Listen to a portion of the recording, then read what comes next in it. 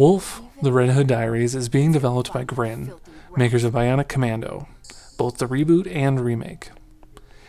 And it's a really unique take on the fairy tale of Red Riding Hood that we grew up with. It takes Red Riding Hood, gives her a fatal backstory, and then puts her in adulthood, seeking revenge for her father's death, who happened to be an employee of Woolfe Industries, ran by B.B. Woolfe. Yeah, as in Big Bad Wolf. There's steampunk robots running around the city, and fabled creatures that Red Riding Hood comes in contact with, such as the Pied Piper, an early enemy.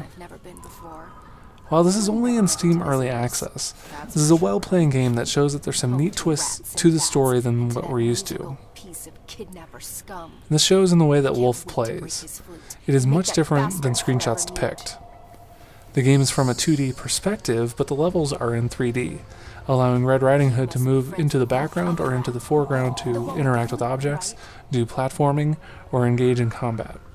And the combat itself is traditional hack and slash.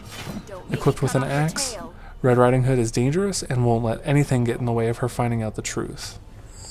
There are some tactics to the fighting, but it ultimately can be button mashed to get through sequences as you're only encountering a few enemies at a time. But it still manages to be fun, especially as time slows down for some of the bigger attacks.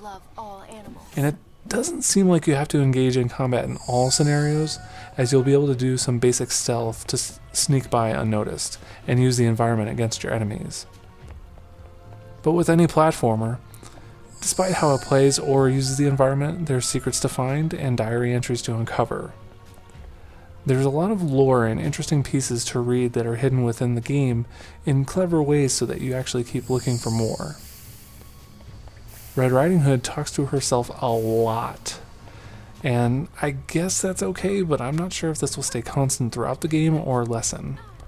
It does make it easier to digest than having to stop and absorb a cutscene full of all of this dialogue. Lovely odor. Woolfe runs on Unreal Engine, and then there's the ever-present texture pop-in. But it isn't too troubling or off-putting. The rest of the game is absolutely gorgeous, and the look of the game varies from level to level. It's great to see a Kickstarter game really start to take shape, and Woolfe, The Red Hood Diaries is no doubt an early access game, given some minor bugs and issues. But the foundation here is promising for a platformer with such a great concept.